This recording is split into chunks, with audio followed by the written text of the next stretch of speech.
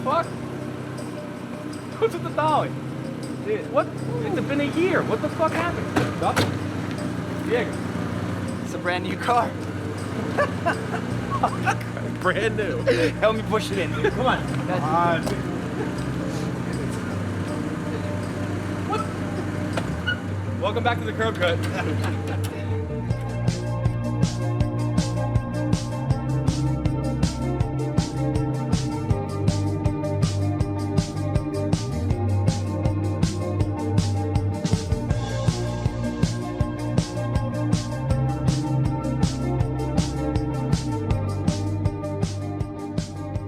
If you've been following along, you'll notice that this isn't Diego's first Rabbit.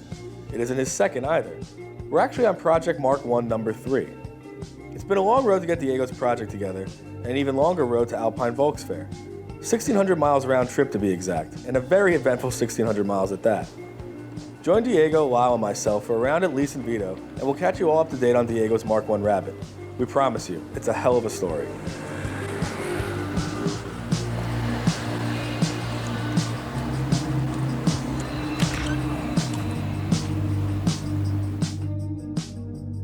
What happened with the second chassis?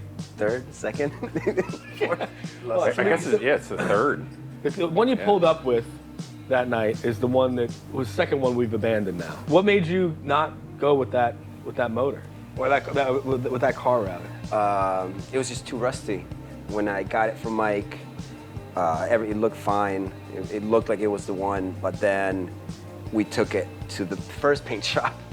And nothing happened there for a long time, and it just got, it was just too much. And, we talked all the time, and he's like, if you want to do something that's going to look good and clean, like, this is not the base for that. Right, so show car-wise wasn't going to work out. Yeah, it was just going to end the... I think you should add that was the car we went to look at right before the original car got hit. Right. Got rear-ended. Now it's in your garage. Now it's my garage. It got sent to my house to He was gonna do some work on it, try and but get then some he was work like, done.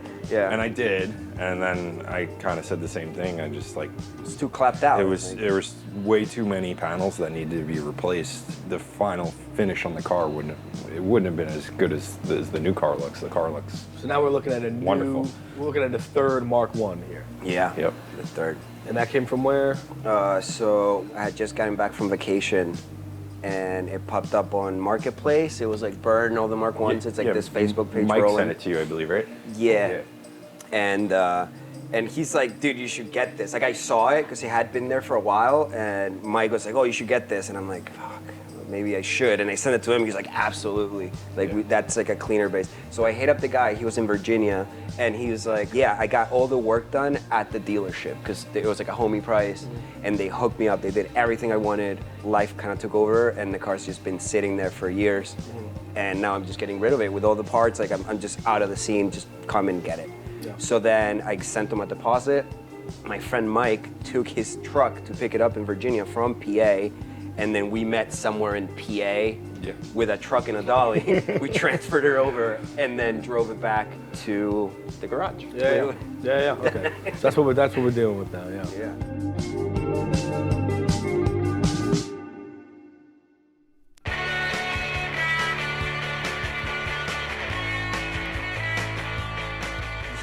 The first call after all that was to Matt Hagan, the crazy Englishman. He had been here before. We met on Instagram through cars, through Volkswagens, and I told him, I was like, dude, like, if I ever want to do, I'll fly you out or whatever. It was a joke, it's never gonna. And it turned out to be true. And you guys live together now, and you have a dog together? Yeah. We have 3 kids. It's a little Instagram romance. It's nice. Aw. No, so he came out and Yeah, so he was like, dude, I'm down. And I never thought it would be possible. I mean, you know how much body work is worth in this country and how much time it takes and everything. So we kind of strung it out and we're like, all right, this is what we need to get done. How long do we have? I'll fly you out. I'll buy your ticket, and I'll compensate you for the week, and you can stay at my place, and we'll figure it out. And he did. He flew out 1 week. Unbelievable. That's crazy. And like, I mean, it was, I was at work while he was working on the car, like nonstop. He would wake up 8 in the morning, Then I would leave work, get home, work with him. It was 1 week of nonstop. Diego, you got to give yourself some credit That's it. of all the prep you did Oh, beforehand yeah. in that engine bay. He did tell me, he's Yeah. like, dude, like when I get there, we're gonna work on this. This is what needs to be done. Yeah. So the engine bay was painted with like that Por 15 anti-rust bullshit.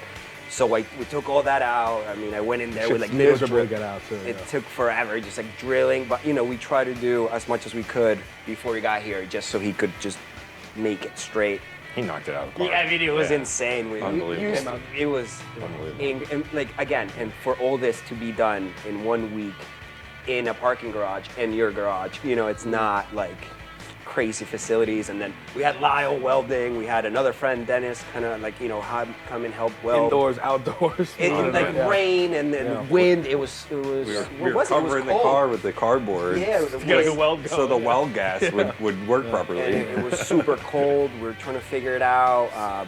It's just insane. It's just the shit you do to get it done with the boys, though. It's like, Yeah, again, it's like building it on a budget, but like how good can you do it on a budget without like,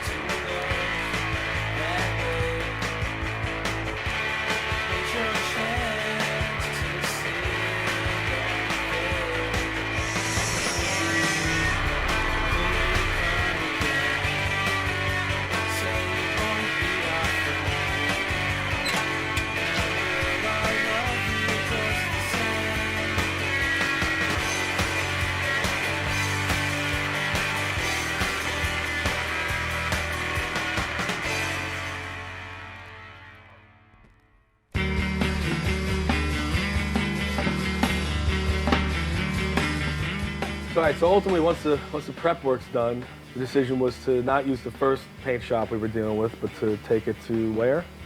Mako. Never heard of it. What's Mako exactly? It's like a premier body shop. It's a place that everybody shits on, that nobody wants to take their car to. It can really go both, like either way. It depends how much time you put into it. It's all in the prep work. 100%, and how good your local Mako is. It's not really about money, but how much they care in the work that they do. Mm-hmm. Overall, I think they did a pretty good job with mine. I think so. I mean, yeah. I'm really happy with it. the outside, incredible, no problems. I did want the engine bay, to be flawless, because that was like, the most time that Matt put in, and it's like this whole thing about Volkswagens and clean cars and shaved bays, to have the bay as clean as possible. When they sprayed it, it wasn't the same as the outside. Right. So as soon as the car came out, I sent Matt photos. He's like, That's not going to work. that's not And in fairness, it's not typically Mako's concern. It's like they're usually not even just painting the bay. Exactly. Yeah. So he's like, dude, that's not gonna fly. So here we go again, and flew him out again. He got in, stripped the bay. He only worked on the bay and a little bit of the doors on the inside. He painted that bay with spray cans. Yeah. So, yep. The matches. Like a matches pretty TPG well. card and just got the right. Yeah, because I have the whole thing, but I actually brought him a piece. I brought him brought him the a brake sample. booster. Yeah. I brought him the booster, Yeah. and he got it from there to match it. Sick. So it worked fine. But then again, Matt just spraying in a garage, whatever. Again with the boys, and then the idea of that trip, that second week, was for us to get the engine in and get the car running. Yeah. We got the engine in, and the brakes, that's another thing that, Lyle fucking killed it with making the whole brake system super clean. Everything's hidden inside the car. No lines on the outside except for the rear, probably. Yeah, And and it's like the front is just the Yeah, you don't even see any lines in the front. There's just one from the master. It's nice, So- nice and simple. So we got everything done, and the main idea was to get the car running, just to start. But we were short. It just didn't start. It was out of timing. Oh, like- we were having issues with Yeah, the timing was off. the computer. Yeah. The timing computer. Yep. It was a no-diz issue. No, it is. Yeah. I don't And know. again, it was like that we were doing this after a whole week. And it's just like we're all like burnt the fuck out. Yep. And it was kind of like the trigger wheel was off by like, 180 or whatever. Yeah, it was like a quarter or something. Yeah. But we didn't have a goal really. Like we weren't going to take it to a show. We just. No. I think it just was wanted to more get it- for Matt. Like we just wanted to. Yeah. And you get it done together. Finish it off and like go for a drive with the buddies. So the first time you really took it out was to go out to Jersey, right? Yeah. Bertha Roofed. Shout out to Mark. He had that meet up in the mountains, 6 spot. Incredible place, like in the mountains. The Bertha Roofed means the mountains calling. And he lives out there, and it's like this little cabin. And he put a little like select show for the people in the Northeast, and he invited me. So that was out of this whole thing. The car took a little back seat for a little while, doing little things, and then it was like, okay, let's make it to this show, which is going to be like the season opener. Again, same way like with the blue car. We drove it for what, 20 minutes? Yep. Yeah, we took it out Hardly. Hardly. BQE, literally like 10 minutes out, 10 minutes back to the Home Depot, turn around, like, all right, it runs, here we go. Tomorrow we have an hour and a half drive to Jersey. And it looked amazing. I mean, people had seen it online. The color, like seeing it outside, that was the first time we It's actually crazy saw to see it it outside. It's like, oh shit, it's a complete different color. And We didn't have wipers. yes, it was it's raining. pouring. That white Yeah. pouring. 4 cans of Rain-X. It was, that was nuts. That was And brutal. yeah, and then from there, after the show, he did a little cruise around a lake. It's incredible. It's like a reservoir with no fucking wipers. And the alignment wasn't dialed. I had bolts, like we were driving, some bolts were like we could hear it. Yeah. It was, I mean, we made it and What did it we was lose? fine. 2 bolts? Yeah, from like the whole CAE like shifter Slight shit. was- oversight. But shit happens. It's good that it happened close to home. Yeah, close to home.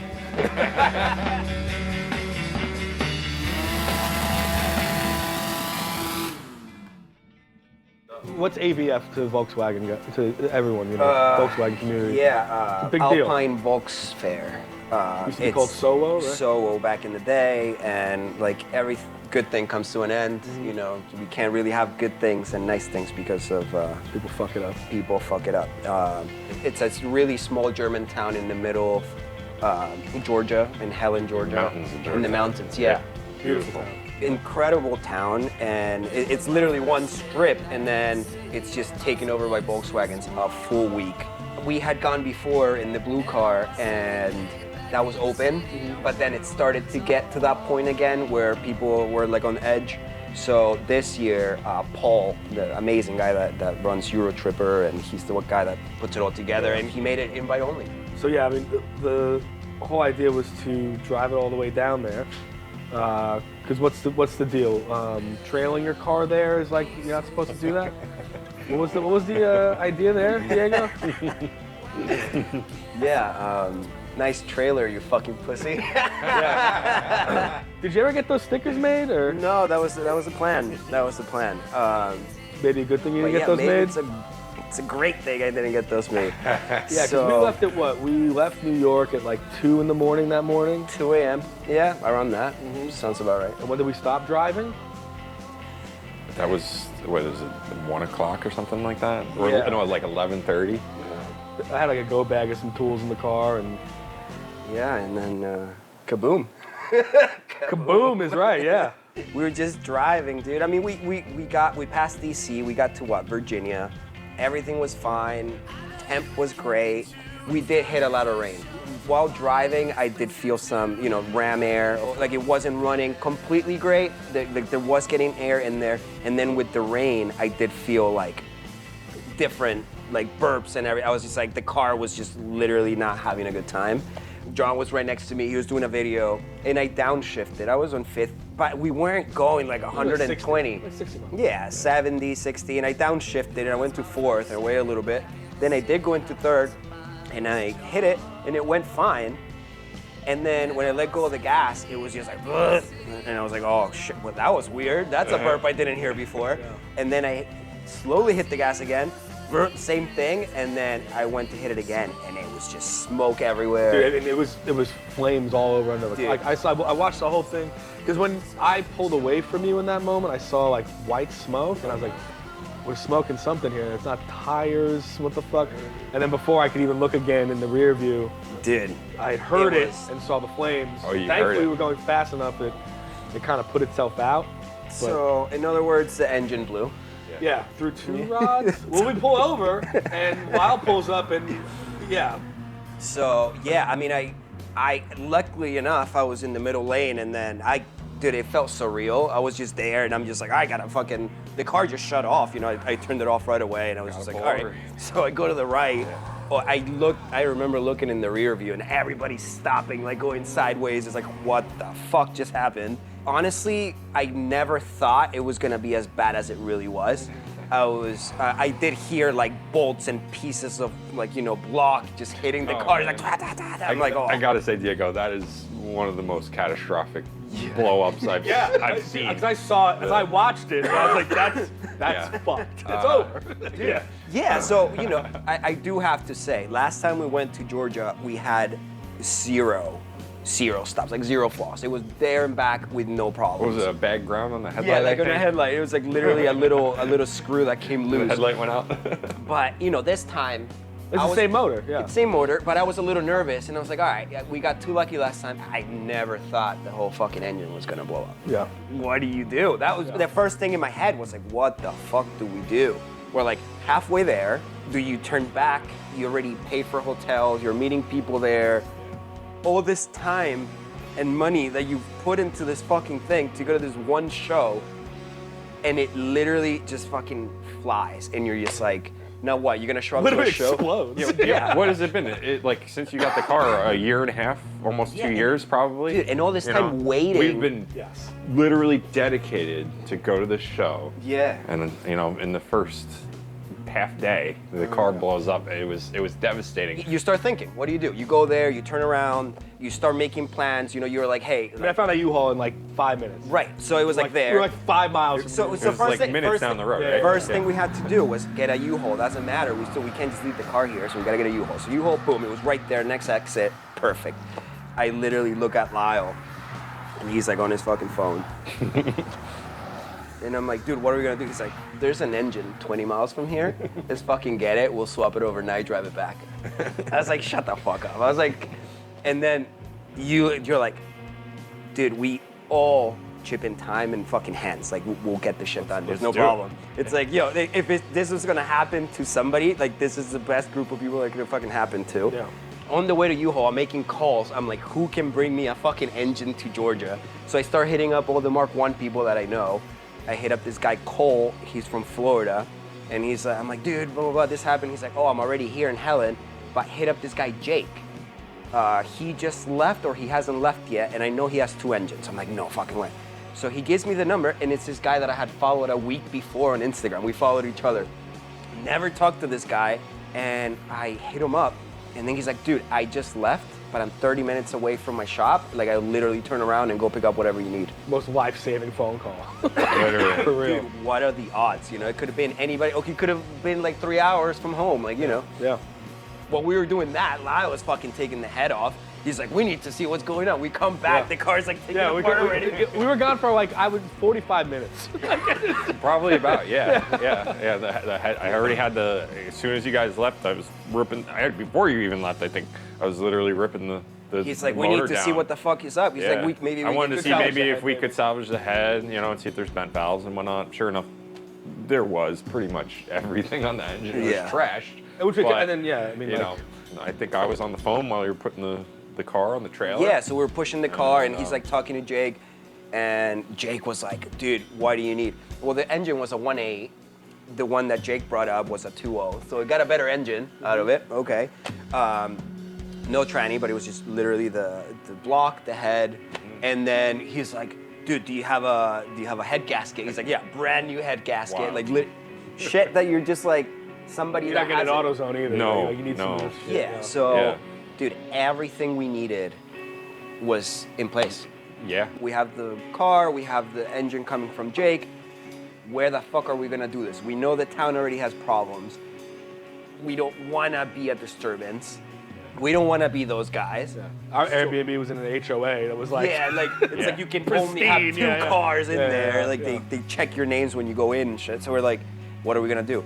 So Jake literally hits me up and he's like, dude, I talked to the Airbnb guy. He's cool with you guys like doing it here. I was like, dude, no way. He's like, bro, there's a dumpster out back. I'm here on my Airbnb. It's like a liquor store. We can do it in the back. Tucked behind the stores. He was like, I Perfect. told him you guys were gonna you were gonna be parking here. I didn't say we were gonna swap an engine. Yeah. But You tell them the version of the story they need to hear. So, but the guy said it was cool. And dude, we show up midnight, we go eat, we get back, we meet Jake for the first time. He pulls this fucking engine out of his Rabbit too. And we fucking went to town, dude. Oh yeah. Luckily, Volkswagens are pretty simple, Yeah. and you know, And even more so we've the been older over the ones. car Yeah. before. It was just crazy. 'Cause, all right, well, we started doing that, and it was overnight. You know, time just started going on. Obviously, people were like, "All right, we're going to bed." Like, fuck, not, you know, it's been madness, dude. 2 days without sleep. I was going crazy. We were going like fucking. We were loopy. Yeah, And certainly. then, Yeah, once Yeah. we pulled the motor out, Yeah. I went to pull it out from under the car. It was literally the last breath I had. Like, to pull the engine forward from under the car, I was like, oh, I'm gonna pass out now. I'm driving for as long as we did, plus not sleeping for like it was Like it 3 was days madness, already, yeah. bro. It was madness. It was crazy.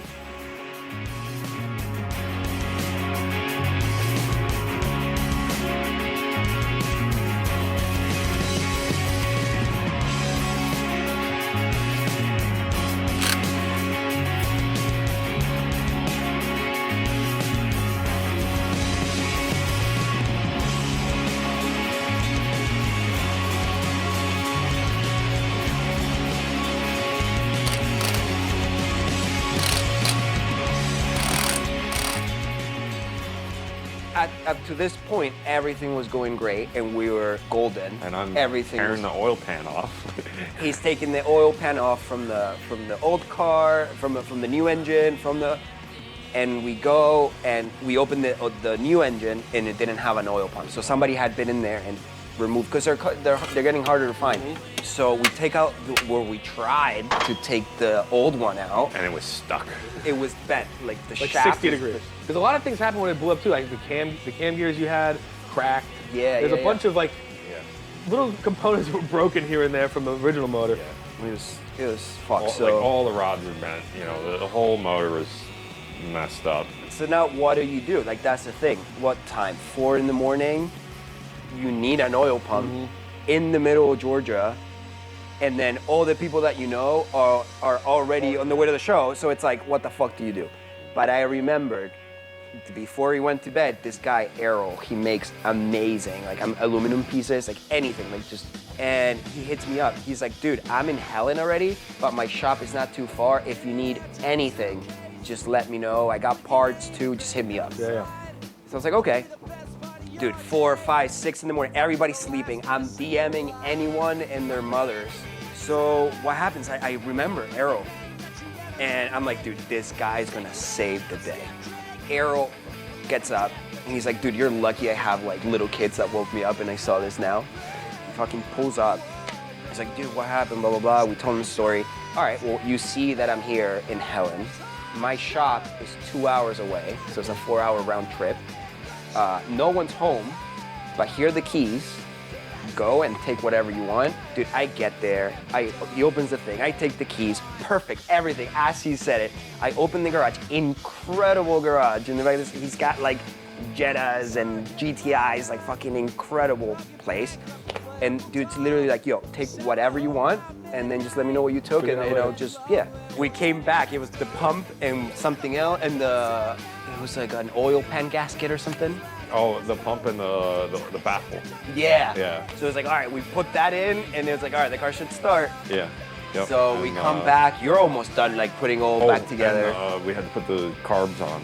Yeah. We needed the intake manifold gasket. Right. Which also Errol had. He's Errol like, oh yeah, had it it, should be like hanging That around. was it's like, dude, like shit that like you're only, if you're building that exact engine you're gonna have, like it's not. This is stuff you wait, sometimes a week plus. Yeah, or in the mail even, Yeah. So yeah, we ended up getting started what time? Like 1 o'clock, 2 o'clock? I'm trying to remember. Yeah, so the Right show, the Mark 1 show was like 1 to 3, from 1 to 3. And it was like 1:30, and we're like cranking for the first time. Cranked it over. Yeah. We're just putting the carburetors on. Yeah, we were like, Yeah. and then Jake left. So yeah, we made it to the Mark 1 show.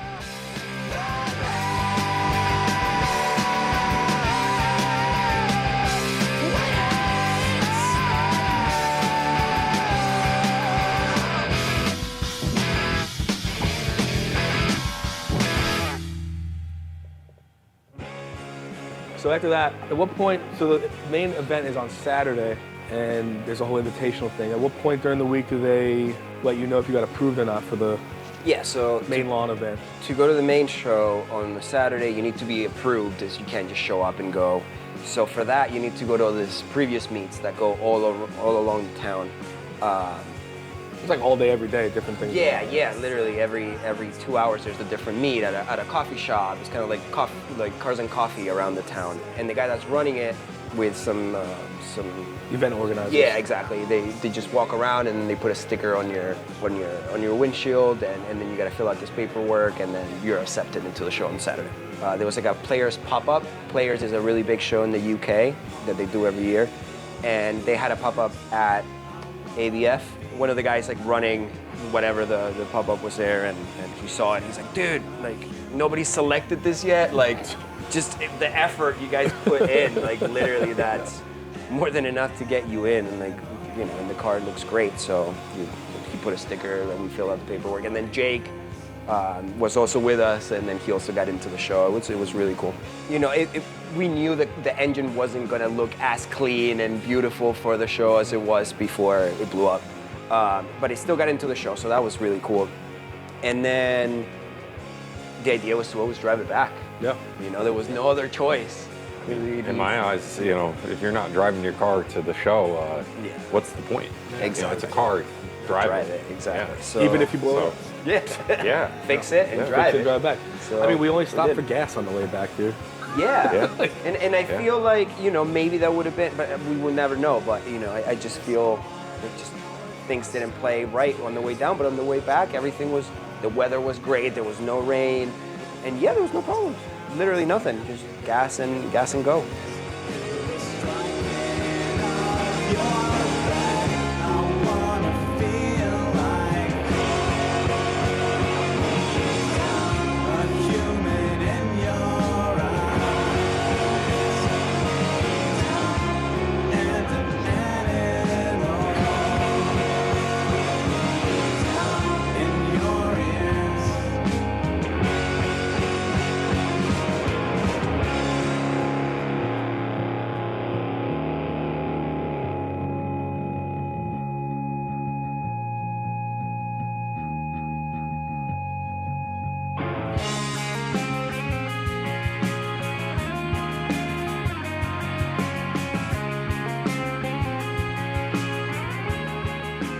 On the way back, we're going up Blue Ridge Parkway, like probably the most beautiful parkway in America. And I was like, I feel like, I didn't want to jinx it. I didn't say we were coming back. I was like, I think we earned the drive back. Yeah. Like, I think we're gonna be all right. Like, this feels like this is well-deserved and painless, and it was, man. But yeah, when you see the city lights, you're like, oh, dude, we're home. Like it felt good. And it did feel like for like a week or two after, it was like a whole surreal, like what the fuck just happened? That's what happened when the engine blew up. But when we got back, it was kind of like, all right, we're back to normal life.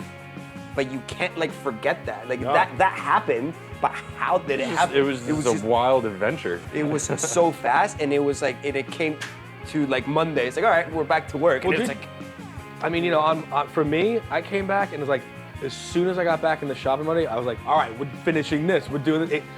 Dude, it sparked me up again in ways that I haven't felt in a long time.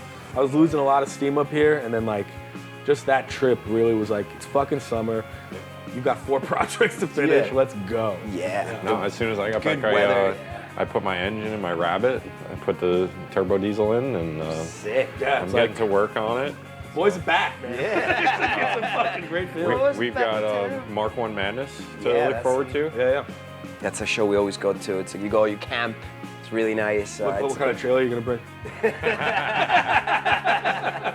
I'm fucking proud of you, man. It was. Thank you, no, dude. Yeah, proud of you. The Fuck, whole, man. Yeah. the whole group, dude. Everybody. It's like it could not be done without the other. It's the whole point, man. It's like it's not as fun if you don't do it like this.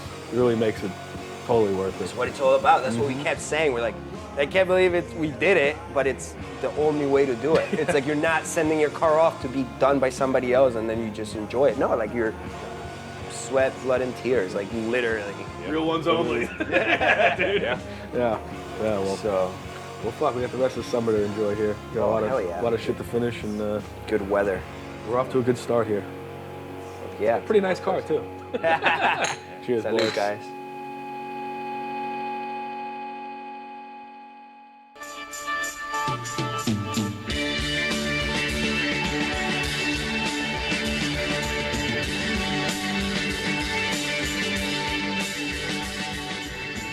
As cliche as it may sound, it's never rung more true that it's not about the destination, but the journey it takes to get there.